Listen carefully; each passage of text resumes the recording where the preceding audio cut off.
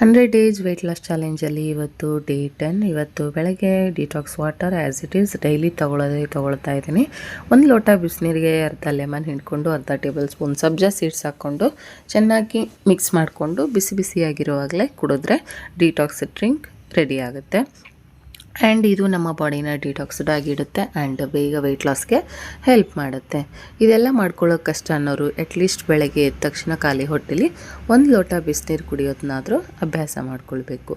So body ಡಿಟಾಕ್ಸ್ಡ್ ಆಗಿದ್ದರೆ ಮಾತ್ರ ನೀವು ನೈಟ್ ತಿಂದಿರುವಂಥ ಫುಡ್ಡು ಡೈಜೆಸ್ಟ್ ಆಗುತ್ತೆ, ಆವಾಗ ಬೇಗ ವೆಯ್ಟ್ ಲಾಸ್ಗೆ ಹೆಲ್ಪ್ ಮಾಡುತ್ತೆ. ಅದಾದಮೇಲೆ ಬ್ರೇಕ್ಫಾಸ್ಟ್ಗೆ ನಾನು ರಾಗಿ ಮಾಲ್ಟ್ ತೊಗೊಳ್ತಾ ಇದ್ದೀನಿ. ಈ ರಾಗಿ ಮಾಲ್ಟನ್ನು ನಾನು ಮೀಶೋಯಿಂದ ತರಿಸ್ಕೊಂಡಿದ್ದೀನಿ. ಒಬ್ಬರು ಕೇಳಿದರು ರಾಗಿ ಮಾಲ್ಟ್ ಕುಡಿಯೋದ್ರಿಂದ ತೂಕ ಹೆಚ್ಚಾಗಲ್ವ ಅಂತ. ಖಂಡಿತವಾಗ್ಲೂ ಆಗಲ್ಲ. ಒನ್ ಟೈಮ್ ನೀವು ಕುಡಿಯೋದ್ರಿಂದ, ಅದು ಮಾರ್ನಿಂಗ್ ಕುಡಿಯೋದ್ರಿಂದ ಬೇಗ ಡೈಜೆಸ್ಟ್ ಆಗುತ್ತೆ, ಹಾಗಾಗಿ ಯಾವುದೇ ರೀತಿ ತೂಕ ಗೇನ್ ಆಗಲ್ಲ. ಈ ರಾಗಿ ಮಾಲ್ಟ್ ತುಂಬ ಚೆನ್ನಾಗಿದೆ. ಇದ್ರ ಲಿಂಕ್ ಬೇಕಿದ್ದರೆ ಲಿಂಕ್ ಅಂತ ಕಮೆಂಟ್ ಹಾಕಿ, ಇಲ್ಲ ಡಿಸ್ಕ್ರಿಪ್ಷನಲ್ಲಿರುತ್ತೆ, ಚೆಕ್ ಮಾಡ್ಕೊಳ್ಳಿ. ಸೊ ನನ್ನ ಬ್ರೇಕ್ಫಾಸ್ಟ್ಗೆ ನಾನು ಆದಷ್ಟು ರಾಗಿ ಮಾಲ್ಟೇ ತೊಗೊಳ್ತೀನಿ. ಬೆಳಗ್ಗೆ ನಂಗೆ ಜಾಸ್ತಿ ಹೆವಿ ಫುಡ್ ತಿನ್ನೋಕ್ಕೆ ಇಷ್ಟ ಆಗಲ್ಲ, ಹಾಗಾಗಿ ಸಮ್ ಟೈಮ್ ಫುಡ್ ತೊಗೋತೀನಿ, ಸಮ್ ಟೈಮ್ ರಾಗಿ ಮಾಲ್ಟ್ ತೊಗೊಳ್ತೀನಿ. ಯಾವುದೇ ಕಾರಣಕ್ಕೂ ವೆಯ್ಟ್ ಗೇನ್ ಆಗಲ್ಲ ಮಾರ್ನಿಂಗ್ ತೊಗೊಳೋದ್ರಿಂದ, ಬೇಗ ಡೈಜೆಸ್ಟ್ ಕೂಡ ಆಗುತ್ತೆ. ಲಂಚ್ ಬಾಕ್ಸ್ಗೆ ನಾನಿಲ್ಲಿ ಸ್ವಲ್ಪ ಮೊಸರನ್ನ, ಪಲ್ಯ ಮತ್ತು ಗೆಣಸು ಬೇಯಿಸಿದ್ದೆ. ಅದಕ್ಕೆ ಸ್ವಲ್ಪ ಸೀಡ್ಸ್ಗಳೆಲ್ಲ ಹಾಕಿ ನ್ಯೂಟ್ರಿಷನ್ಸ್ಗೋಸ್ಕರ ಸೀಡ್ಸ್ ಎಲ್ಲ ಹಾಕಿ ಸ್ವಲ್ಪ ತುಪ್ಪ ಎಲ್ಲ ಹಾಕಿ ಗೆಣಸನ್ನು ಬೇಯಿಸ್ಕೊಂಡಿದ್ದೀನಿ.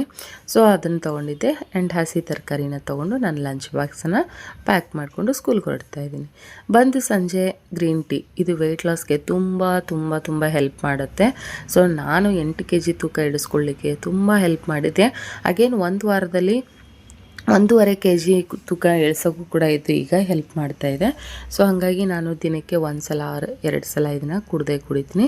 ಇದ್ರ ಲಿಂಕ್ ಬೇಕಿದ್ದರೂ ಲಿಂಕ್ ಅಂತ ಕಮೆಂಟ್ ಮಾಡಿ, ಡಿಸ್ಕ್ರಿಪ್ಷನಲ್ಲಿರುತ್ತೆ, ಚೆಕ್ ಮಾಡಿ. ಪ್ರಾಡಕ್ಟ್ ಟ್ಯಾಗ್ ಕೂಡ ಮಾಡಿರ್ತೀನಿ, ಚೆಕ್ ಮಾಡ್ಕೊಳ್ಬೋದು.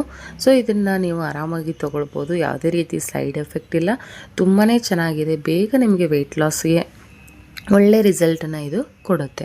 ಹಾಗಾಗಿ ನೀವು ಇದನ್ನು ಕಣ್ಮುಚ್ಕೊಂಡು ಪರ್ಚೇಸ್ ಮಾಡ್ಬೋದು. ಇದರ ಪ್ರೈಸ್ ಕೂಡ ತುಂಬ ಕಮ್ಮಿಗಿದೆ. ಸೊ ಆದಷ್ಟು ಇದನ್ನೆಲ್ಲರೂ ಪರ್ಚೇಸ್ ಮಾಡಿ ಇದನ್ನು ಯೂಟಿಲೈಸ್ ಮಾಡ್ಕೊಳ್ಳಿ, ಇದ್ರ ಬಳಕೆನ ಉಪಯೋಗಿಸ್ಕೊಳ್ಳಿ ಸರಿಯಾಗಿ. ಗ್ರೀನ್ ಟೀ ಕುಡ್ದಾದಮೇಲೆ ಸ್ವಲ್ಪ ಹೊತ್ತು ಗ್ಯಾಪ್ ಕೊಟ್ಟಾದಮೇಲೆ ಆ್ಯಸ್ ಇಟ್ ಈಸ್ ನನ್ನ ಎಕ್ಸಸೈಸ್ ಟೈಮ್. ಸೊ ಎಕ್ಸಸೈಸ್ನ ಮಾಡಿಕೊಂಡೆ. ಇವತ್ತು ಶಟಲ್ ಆಡೋಕ್ಕಾಗಲಿಲ್ಲ, ಬಟ್ ಎಕ್ಸಸೈಸ್ ಅಷ್ಟೇ ಮಾಡಿಕೊಂಡೆ.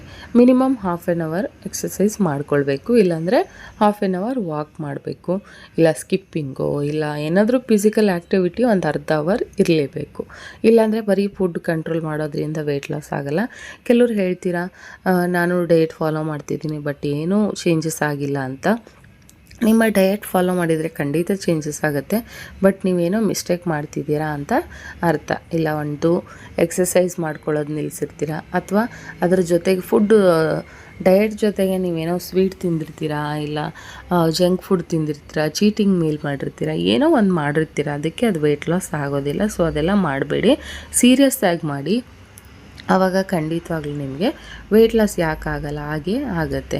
ಸೊ ನೀವು ರೀಸನ್ ಕೊಡಬಾರ್ದು ನಾವು ವೆಯ್ಟ್ ಲಾಸ್ ಆಗ್ತಾಯಿಲ್ಲ ಅಂತ. ಸಮ್ ಟೈಮ್ ವೆಯ್ಟ್ ಸ್ಟ್ರಕ್ ಆಗಿರುತ್ತೆ, ಅದು ಪ್ರಾಬ್ಲಮ್ ಇರುತ್ತೆ.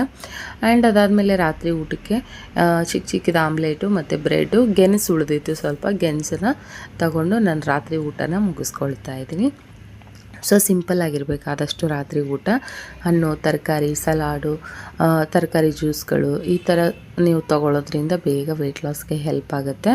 ರಾತ್ರಿ ಹೆವಿ ಫುಡ್ ತಿನ್ನೋದ್ರಿಂದ ಡೈಜೆಸ್ಟ್ ಆಗಲ್ಲ ಆ್ಯಂಡ್ ವೆಯ್ಟ್ ಲಾಸ್ ಆಗೋಕ್ಕೆ ಅದು ಹೆಲ್ಪ್ ಮಾಡೋದಿಲ್ಲ. ಹೀಗೆ ನನ್ನ ಒಂದು ಡೇ 10ನ ನಾನು ಕಳೆದೆ. ಸೊ ನಿಮಗೆ ವಿಡಿಯೋ ಇಷ್ಟ ಆಗ್ತಾ ಇದ್ದಾವೆ, ಇನ್ಫಾರ್ಮೇಟಿವ್ ಆಗಿದ್ದಾವೆ ಅಂತ ಅನಿಸಿದರೆ ಲೈಕ್ ಮಾಡಿ, ಶೇರ್ ಮಾಡಿ, ಕಮೆಂಟ್ ಮಾಡಿ. ಸಬ್ಸ್ಕ್ರೈಬ್ ಆಗದೆ ಯಾರಾದರೂ ನೋಡ್ತಾ ಇದ್ದರೆ ದಯವಿಟ್ಟು ನನ್ನ ಚಾನಲ್ಗೆ ಸಬ್ಸ್ಕ್ರೈಬ್ ಮಾಡ್ಕೊಂಡು ನೋಡಿ. ಇದೇ ಥರದ ವಿಡಿಯೋಗಳನ್ನು ಹಾಕ್ತಾ ಇರ್ತೀನಿ. ಆ್ಯಂಡ್ ಸುಮಾರು ಜನ ಕೇಳ್ತಾ ಇದ್ದೀರಾ ಫುಲ್ ಡೇ ಫುಡ್ ಪ್ಲೇಟ್ಗಳಂದರೆ ರೆಸಿಪಿಗಳನ್ನು ಶೇರ್ ಮಾಡಿ ಅಂತ. ಖಂಡಿತವಾಗ್ಲೂ ಮುಂದಿನ ದಿನಗಳಲ್ಲಿ ಶೇರ್ ಮಾಡ್ತೀನಿ, ಸ್ವಲ್ಪ ಸಮಯ ಎಲ್ಲ ಖಂಡಿತ ಶೇರ್ ಮಾಡ್ತೀನಿ.